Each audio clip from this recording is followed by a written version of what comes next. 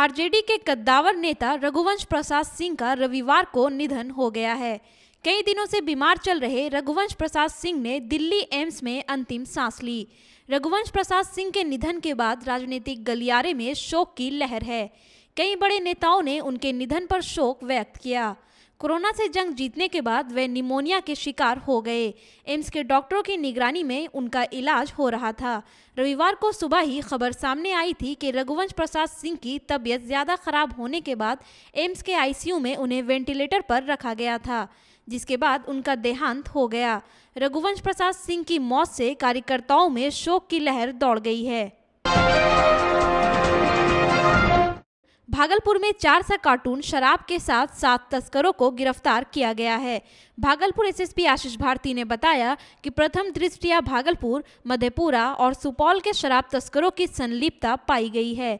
जब्त शराब को मकई के बोरे से ढककर ट्रक में लोडकर बंगाल से लाया जा रहा था। ऐसी आशंका है कि आगामी चुनाव में शराब को खपाने की तैयारी थी। भागलपुर पुलिस ने गुप्त सूचना के आधार पर ट्रक से शराब को जब्त किया।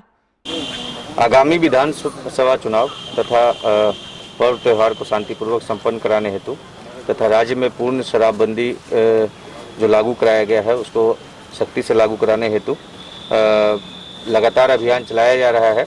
और इसी क्रम में विगत कुछ दिनों में लगातार महाअभियान भी चलाया गया था। कल भी जगदीशपुर थाना क्षेत्र में एक लगभग 576 लीटर शराब की रिकवरी की गई थी। इसी क्रम में यह सूचना मिली कि कल रात्रि में कुछ शराब बड़े पैमाने पे एक ट्रक के माध्यम से शराब को भागलपुर में लाया जा रहा है। और इस सूचना के सत्यापन तथा आवश्यक कार्रवाई के लिए एएसपी सिटी तथा एएसपी प्रोबेशनर एवं अन्य पुलिस पदाधिकारी एवं बल की एक टीम बनाई गई, जिनके द्वारा जब छापेमारी की गई तो एक ट्रक जो 12 चक्का का ट्रक है उसको बरामद किया गया, जिसमें काफ़ी भारी मात्रा में शराब जिस पर लोडेड था। और शराब को छुपाने के लिए उसमें मक्के के बोरे से उसको छुपाया गया था। साथ ही साथ जो इस शराब को व्यवसाय करने वाले लोग हैं, जो इस शराब को मंगवाए थे और इसका व्यवसाय कर रहे थे, उन 7 लोगों की गिरफ्तारी की गई है, जिसमें से भागलपुर का एक कुख्यात शराब माफिया सत्यम सुंदरम, जो पूर्व में भी अन्य मामले में भी शराब के मामले में शामिल रहा था, तथा सुपौल के 4 व्यक्ति जो भी इस गतिविधि में शामिल रहने वाले लोग हैं, उनकी गिरफ्तारी की जाएगी। चुनाव की आहट के साथ ही चुनावी नौटंकी दिखने लगती है, लेकिन अभी जो आपको दिखाने जा रहे हैं वो नौटंकी नहीं बल्कि हकीकत है। हकीकत भागलपुर की है। हकीकत जिला प्रशासन और चुनाव जीतने वाले नेताओं के निकम्मेपन की है। जी हां, भागलपुर में रेल अंडरपास का भोलानाथ पुल जरा सी बारिश में गंदे पानी से लबालब हो जाता है। 2005 से ही लगातार उस जगह ओवरब्रिज बनाने की बात को चुनाव में मुद्दा बनाया जाता है।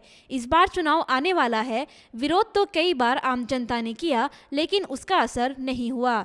रविवार को जैसे ही अंडरपास में पानी जमा हुआ तो तिलका मांझी के बजरंग बिहारी को यह बर्दाश्त नहीं हुआ और वह वहीं धरने पर बैठ गए। लगातार 3 घंटे तक पानी के बीच बैठने से बेहोश भी हो गए। इशाकचक पुलिस ने किसी तरह होश में लाया और फिर लोगों ने अपना दर्द बताया। यहाँ पे आप जान रहे हैं कि हर एक बरसात में 10 मिनट के लिए भी 10 मिनट में भी पानी चौड़ने पड़े, यहाँ पे जल जमा हो जाता है। और भागलपुर भारत के 100 स्मार्ट सिटी में से एक है, लेकिन यहाँ का ये हाल है। आपको जान करके दुख और आश्चर्य होगा कि भागलपुर जो है पूरे बिहार में दूसरा सबसे बड़ा कर टैक्स देने वाला जिला है, लेकिन यहाँ पे सुविधा के नाम पर कुछ भी नहीं है। हम यहाँ पे जल पे में बैठे हुए हैं। हम यहाँ के विधायक, यहाँ के सांसद, यहाँ के डिप्टी मेयर और क्या कहते हैं यहाँ के जो भी जनप्रतिनिधि है, दलगत राजनीति से ऊपर उठ करके अपने भागलपुर वाले के लिए सोचे, भागलपुर को आत्मनिर्भर बनाए। सामने त्योहार में जब बारिश होता है यही तरह हो जाता है। बहुत दिक्कत होता है, बच्चा लेके बुतरू लेके रात बिहार को गिर जाता है, पड़ जाता है। कोई नेता नहीं आया? कोई नेता है तो कुछ भी नहीं करता है, क्या कर रहा है? कुछ भी नहीं हो रहा है।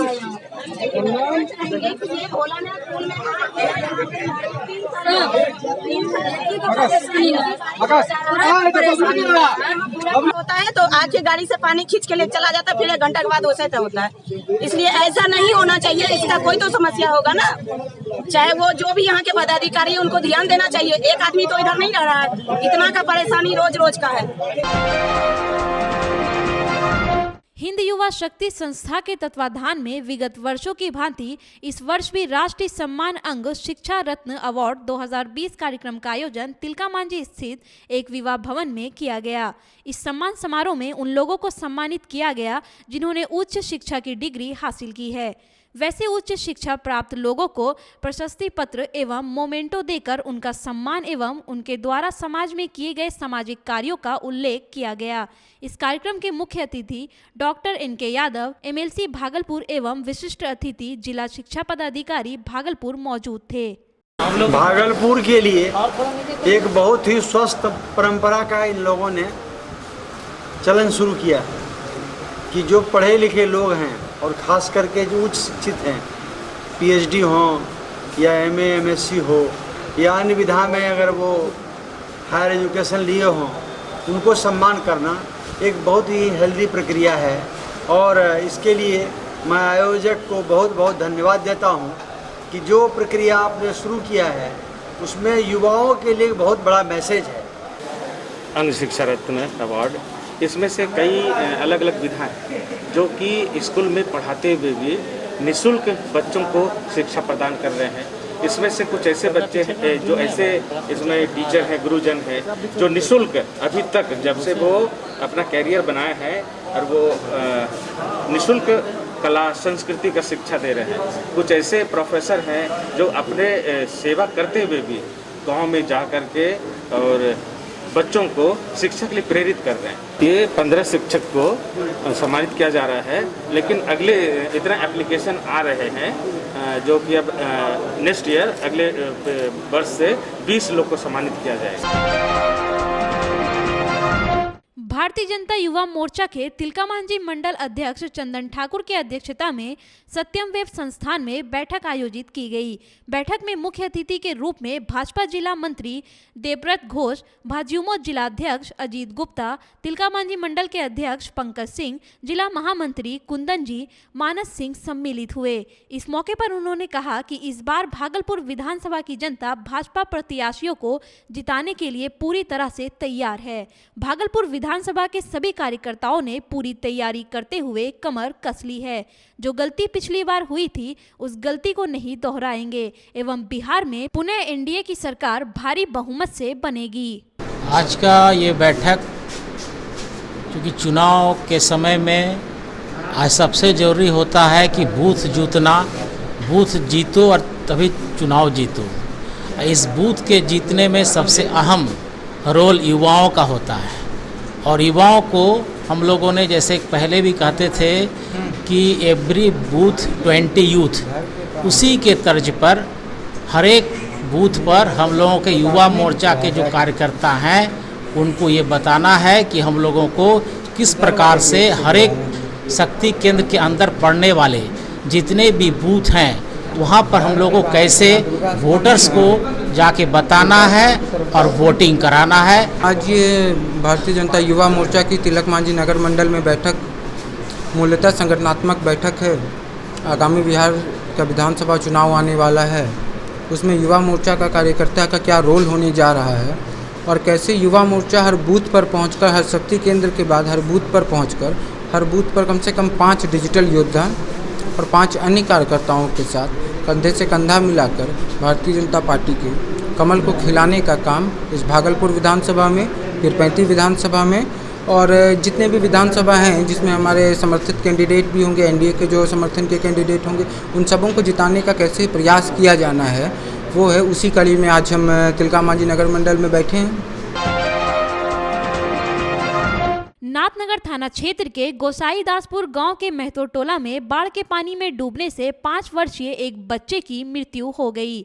मिली जानकारी के मुताबिक रविवार की सुबह कोकन यादव का 5 वर्षीय पुत्र अपनी मां के साथ गंगा नदी में स्नान करने गया था। वहीं मां नदी किनारे कपड़े धोने लगी, तभी बच्चे का पैर फिसलने से वह गहरे पानी में चला गया। मां के द्वारा चिल्लाने पर बच्चे को बाहर निकाला गया, लेकिन तब तक बच्चे की मौत हो चुकी थी।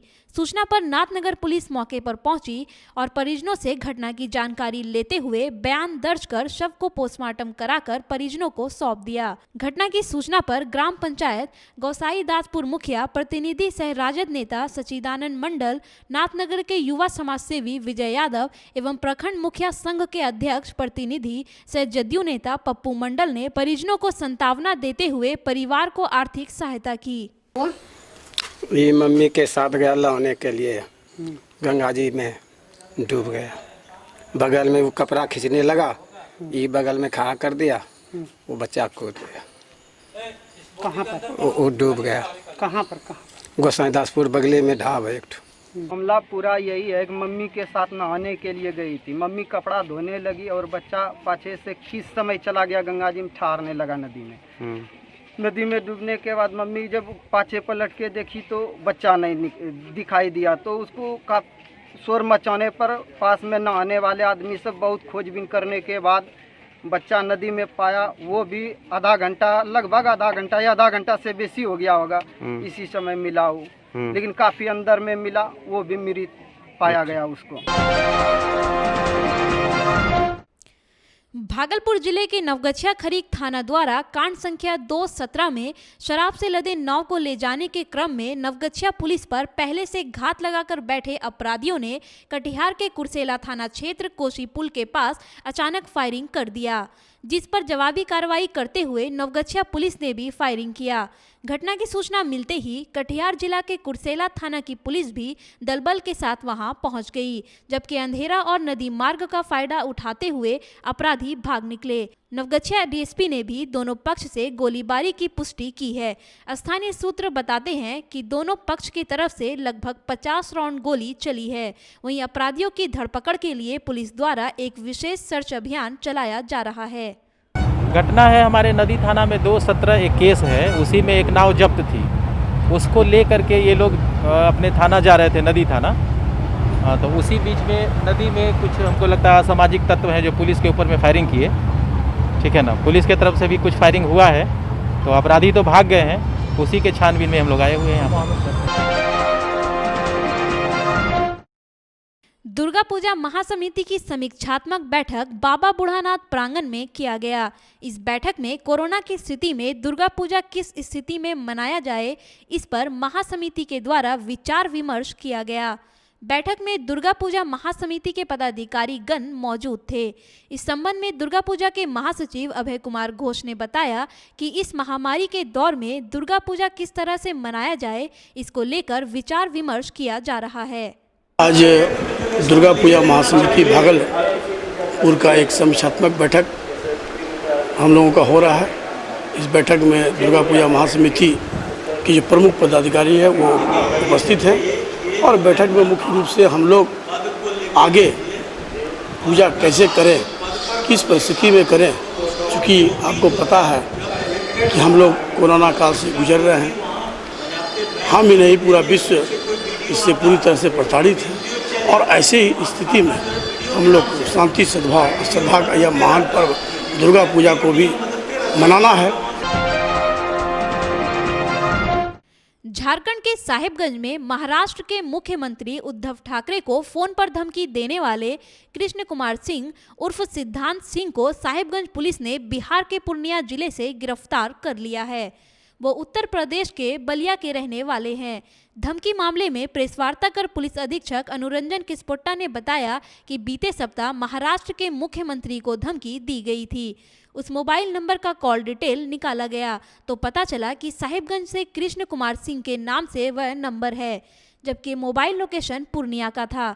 बड़हरवा एसडीपीओ पीके मिश्रा के नेतृत्व में इंस्पेक्टर त्रियोगी नारायण झा व बड़हरवा थाना प्रभारी को पूर्णिया भेजा गया, जहां उन्होंने अपार्टमेंट से कृष्ण कुमार सिंह को गिरफ्तार किया और साथ में उनके पास से 9 मोबाइल, आधार कार्ड, पैन कार्ड और HDFC बैंक के डेबिट कार्ड को बरामद किया गया।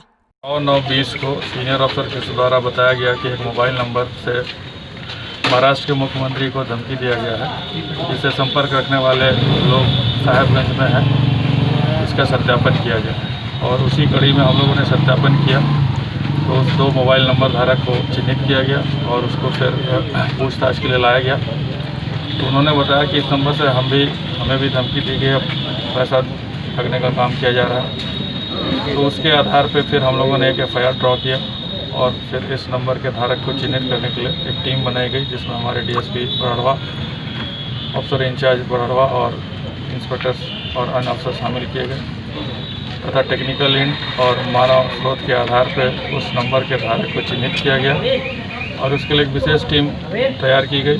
जब इनका लोकेशन हम लोग को कन्फर्म हो गया तो हम लोगों ने बहुत ही त्वरित गति से कार्रवाई करते हुए पूर्णिया से इसे गिरफ्तार किया है और गिरफ्तार करने वाले का नाम कृष्णकांत करके है।